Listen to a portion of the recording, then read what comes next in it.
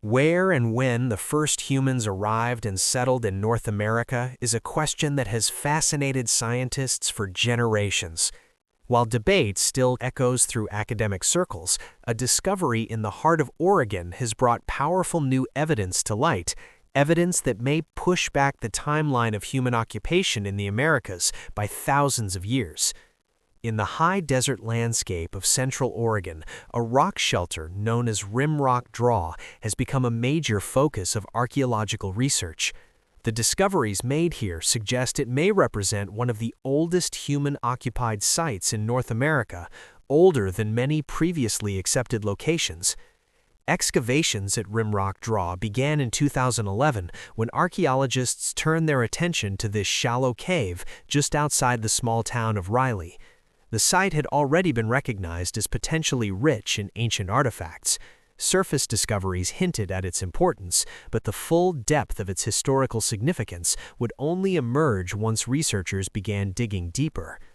Led by archaeologists from the University of Oregon's Museum of Natural and Cultural History, the team has carried out extensive investigations at the site.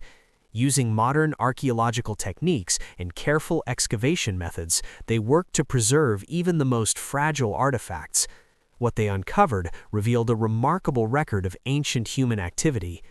Among the discoveries were animal remains, as well as carefully crafted stone tools and weapons made from distinctive materials. For decades, the dominant theory held that the first humans in the Americas belonged to the Clovis culture, arriving around 13,000 years ago.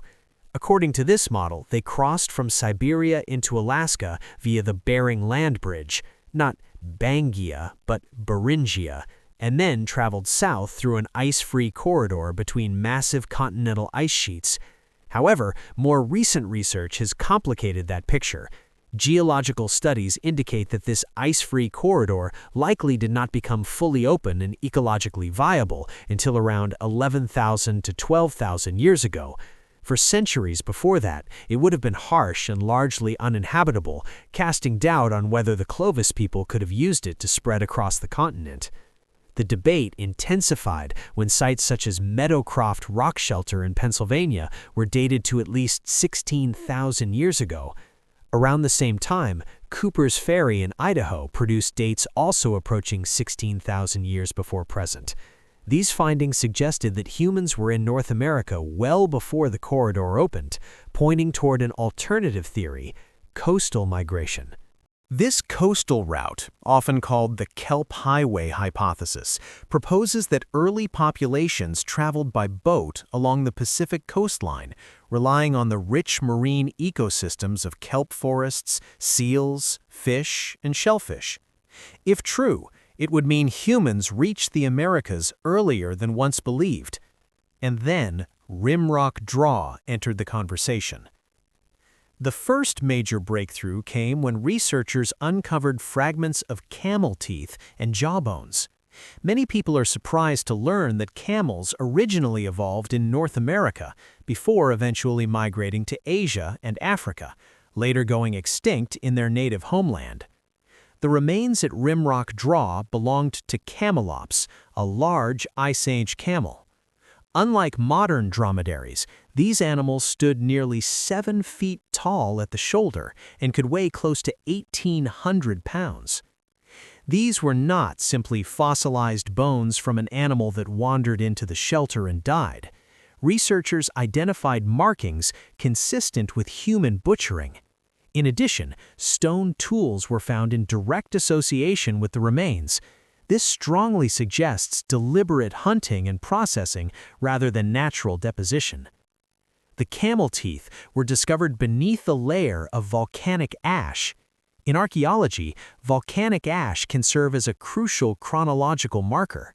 Through a method known as tephrochronology, scientists analyze the chemical fingerprint of ash layers, since each volcanic eruption produces ash with a unique geochemical signature.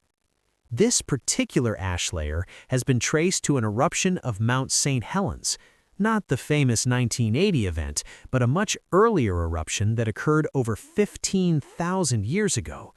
The ash effectively sealed the underlying material, preserving it for thousands of years. Because the camel remains were found beneath this dated ash layer, they must be older than the eruption itself.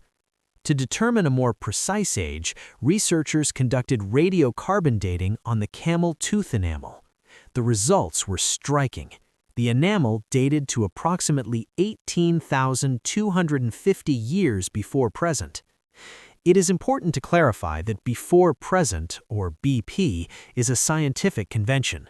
In radiocarbon dating, present refers to the year 1950, the standardized reference point chosen because it predates widespread nuclear testing, which altered atmospheric carbon-14 levels. Beyond the camel remains, the excavation also revealed finely crafted stone scrapers made from orange agate. This material is significant. Agate fractures conchoidally, meaning it breaks like glass, producing extremely sharp edges, ideal for cutting and scraping. What makes this even more compelling is that orange agate does not naturally occur in the immediate basalt formations surrounding the shelter. It is considered a non-local material, meaning it had to be transported from elsewhere. This suggests either purposeful travel to acquire high-quality stone or exchange with other groups. One of the scrapers underwent residue analysis, a technique used to detect preserved organic traces. Scientists identified ancient protein residues consistent with bison blood. This is a powerful piece of evidence. Blood proteins can survive for millennia when they become trapped within microscopic cracks and fissures in stone tools, shielded from bacteria in ultraviolet light. Over time, these residues effectively fossilize.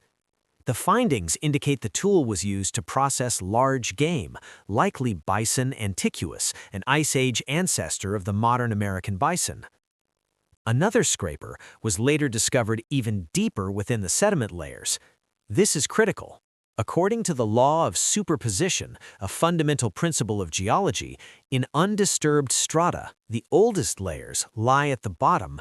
The deeper artifacts therefore predate both the volcanic ash and the camel remains. The careful layering or stratigraphy of the site indicates repeated human presence well before the Mount St. Helens eruption. The deliberate selection of orange agate, a non-local resource, also points to technological awareness and planning.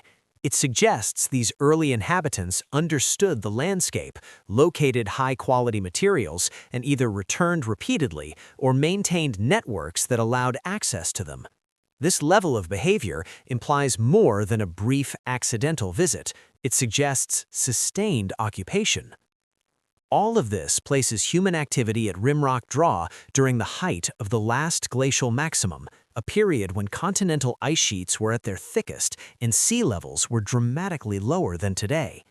In this challenging Ice Age environment, humans appear to have been hunting and butchering camels and bison in central Oregon more than 18,250 years ago. Importantly, the 18,250 years before present date comes from the camel tooth found above the deepest artifacts. In archaeological terms, this represents a minimum age, a no later than marker. If the camel remains were already present 18,250 years ago, then the artifacts beneath them must be older still. This raises the possibility that human occupation at Rimrock Draw could extend toward or even beyond 20,000 years ago. As further analysis continues, particularly direct dating of deeper tools and associated materials, the timeline of early human presence in North America may continue to shift. For now, though, Rimrock Draw stands as one of the most compelling early occupation sites on the continent, challenging long-held assumptions and expanding the story of how and when humans first called the Americas home. As excavations move forward, researchers continue searching for clearer answers to one of humanity's greatest questions: who were the first Americans, and when did they truly arrive? Thank you for watching. If you found this story fascinating, consider liking the video, subscribing, sharing your thoughts in the comments, and passing it along to another history enthusiast.